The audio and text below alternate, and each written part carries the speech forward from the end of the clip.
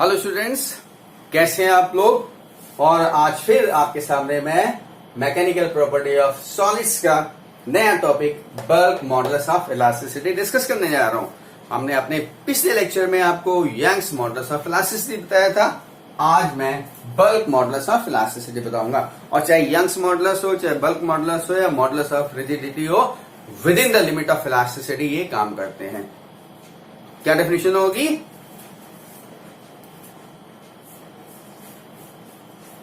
within the limit of elasticity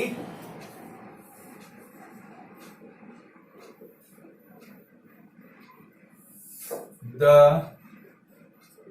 ratio of normal stress and volume strain is bulk modulus of elasticity, right? So this is your bulk modulus of elasticity।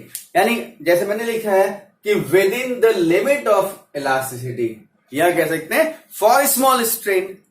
Small strain की condition में ही limit of elasticity को follow करेगा। तो बोलते हैं within the limit of elasticity और for small strain the ratio of normal stress and volume strain is bulk modulus of elasticity, right. तो अब क्या कहते हैं कि bulk of elasticity is equal to normal stress upon volume strain, right. अब देखिए, मैंने माना कि एक ऑब्जेक्ट है जिसका वॉल्यूम v है, ठीक है, और इस पे चारों तरफ से प्रेशर लग रहा है P, यानी फोर्स लग रहा है। तो कहते हैं let an object of volume V and surface area is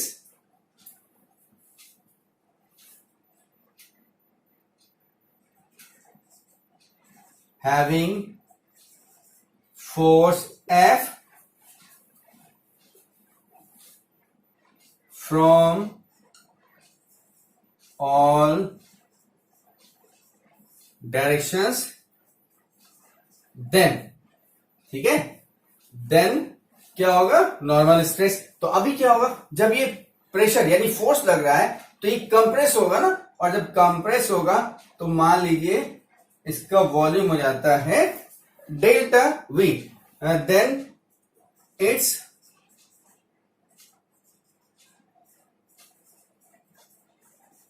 decreases by delta V. तो अब क्या होगा भाई? देन देयरफॉर नॉर्मल स्ट्रेस क्या हो जाएगा? F बाई ए, यस, और वॉल्यूम स्ट्रेन क्या हो जाएगा? Change in volume upon initial volume. तो अब क्या हुआ? तो देयरफॉर बल्क मॉडुलस क्या हुआ? Therefore bulk modulus of elasticity क्या हो जाएगा? नॉर्मल स्ट्रेस यानी F by A upon delta V by V, right. तो मैं इसको अभी यहां पे लिखूं, is equal to F by A क्या हो जाएगा? P change in F by A.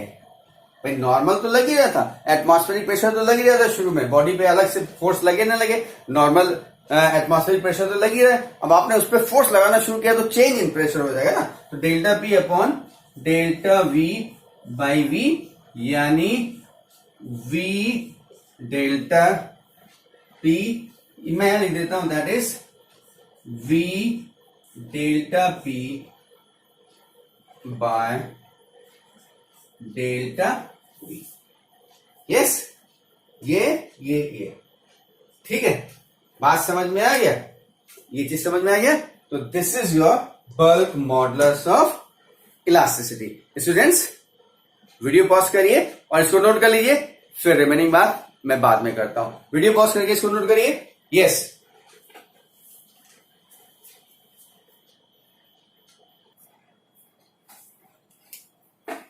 Students, मैंने अभी यहां पे लिखा था bulk modulus of elasticity V delta P by delta V. तो अब इसको डिनोट किससे करते हैं? इसको देखिए, कहीं कहीं पे हम लोग बी से डिनोट करते हैं, कहीं कहीं हम लोग इसको के से डिनोट करते हैं। तो अब मैं क्या करूं, इसको के से डिनोट करूं। चलिए, बल्क ऑफ इलास्टिसिटी ब्रैकेट में K is equal to V delta P by delta V। अब इसका यूनिट क्या होगा? यूनिट ऑफ K मैंने शुरू में ही बताया था, चाहे यंग्स मॉडुलस हो या बल्क मॉडुलस हो या मॉडुलस ऑफ रिजिडिटी हो, सब क्या है? स्ट्रेस अपॉन स्ट्रेन, यानी सबका यूनिट सेम होगा। स्ट्रेस लॉन्गिट्यूडनल, नॉर्मल, वॉल्यूम, या स्ट्रेस या स्ट्रेन सब चेंज हो रहे हैं ना, लेकिन टर्म तो स्ट्रेस और स्ट्रेन का ही है ना। तो यूनिट क्या हो जाएगा? F अपॉन ए न्यूटन पर मीटर स्क्वायर, यूनिट इसका हो गया ना। और अगर डायमेंशन फॉर्मूला लिखते हैं,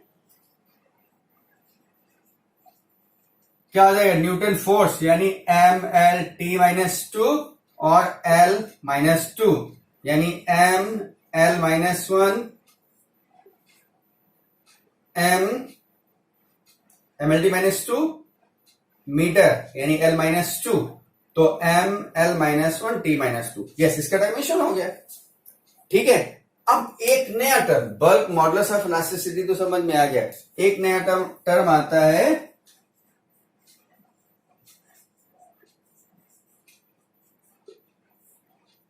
कंप्रेसिबिलिटी। कंप्रेसिबिलिटी क्या है? Very simple, compressibility is equal to the reciprocal of bulk modulus of elasticity. Reciprocal equal to the reciprocal of bulk modulus of elasticity. तो लिखते हैं it is equal to the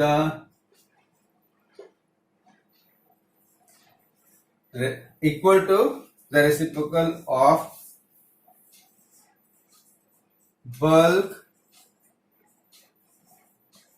modulus of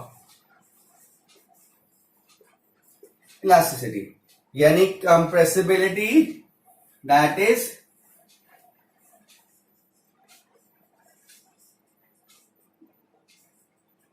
compressibility is equal to 1 upon K कह सकते हैं ना, bulk modulus of elasticity. Compressibility is equal to 1 upon bulk modulus of elasticity. अब unit और dimension की बात करें तो जो इसकी यूनिट है वो उलट जाएगी। यूनिट क्या हो जाएगी? यूनिट हो जाएगा N-1 मीटर स्क्वायर। भाई ये न्यूटन मीटर -2 है, तो जब उल्टा रेसिप्रोकल हो जाएगा तो N-1 मीटर 2। और डायमेंशन क्या हो जाएगा? डायमेंशन क्या हो जाएगा? M-1 L/T/2, right. तो अभी क्या हुआ?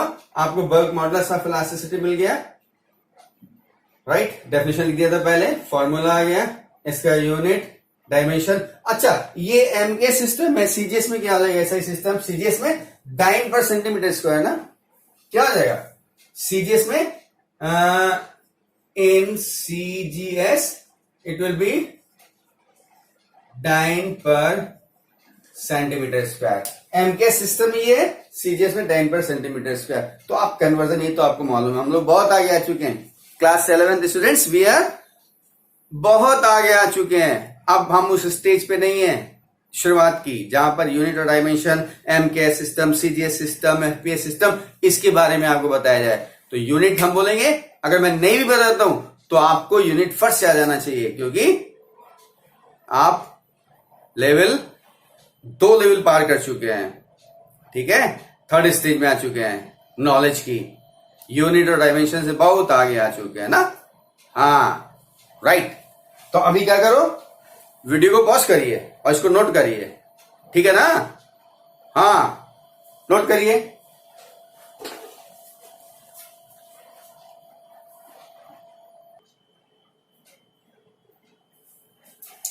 अच्छा स्टूडेंट्स, अब हम आ गए हैं फिर नए टॉपिक पे, पॉइजन्स रेशियो। तो पॉइजन्स रेशियो क्या है, देखिए एक वायर हमने ले लिया, मान लीजिए ये वायर की ओरिजिनल लेंथ है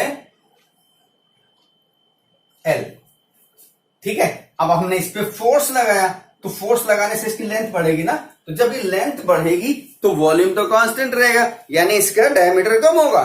डायमीटर क्या है इनिशियल, कैपिटल डी। तो जब आपने इस पे फोर्स लगाया तो अब क्या हो रहा है कि वायर की लेंथ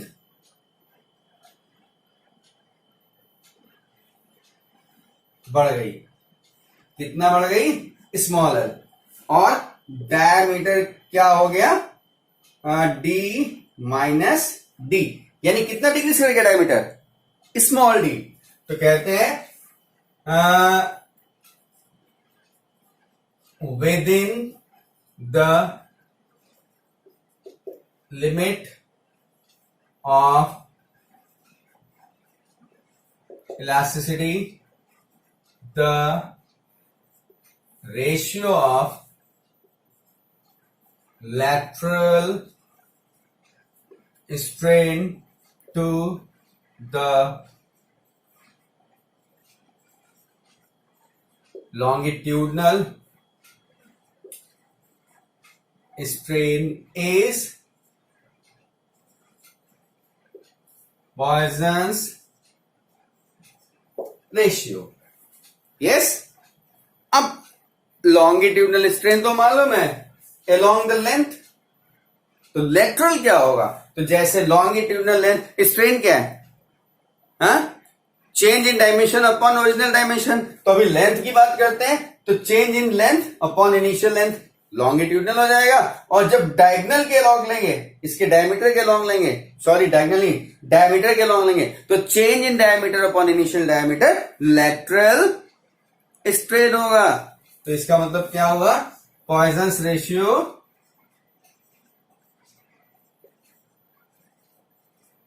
इसको सिग्मा से डिनोट करते हैं, is equal to lateral strain upon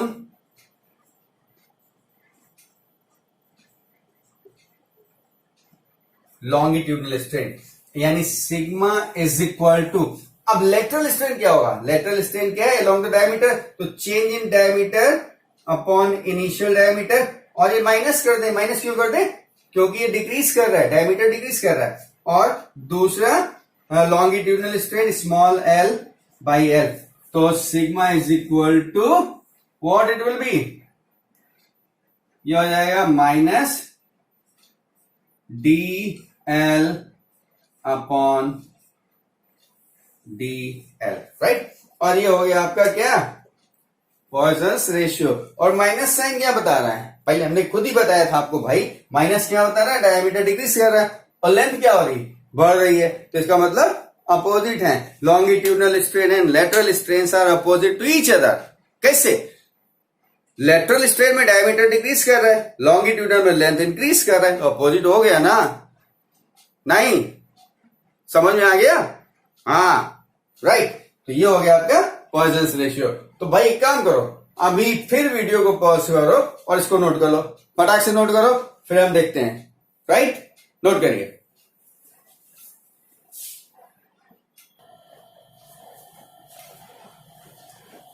अच्छा स्टूडेंट्स, देखिए हमारा टॉपिक पॉइजन्स रेशियो खत्म हो गया। अब मैं क्या कर रहा हूं कि जो समझाने की बात थी वो मैंने समझा दिया, अब मैं थोड़ा आपके ऊपर ड्यूटी दे रहा हूं। क्या 3 टॉपिक दिखाई दे रहे हैं, बहुत सिंपल है, थोड़ा सेल्फ स्टडी पे कंसंट्रेट करिए और सोचिए, इसको जानते भी होंगे आप, ठीक क्या? Elastic fatigue, elastic hysteresis and its application and application of elasticity. 3 topic हैं। क्या है ये?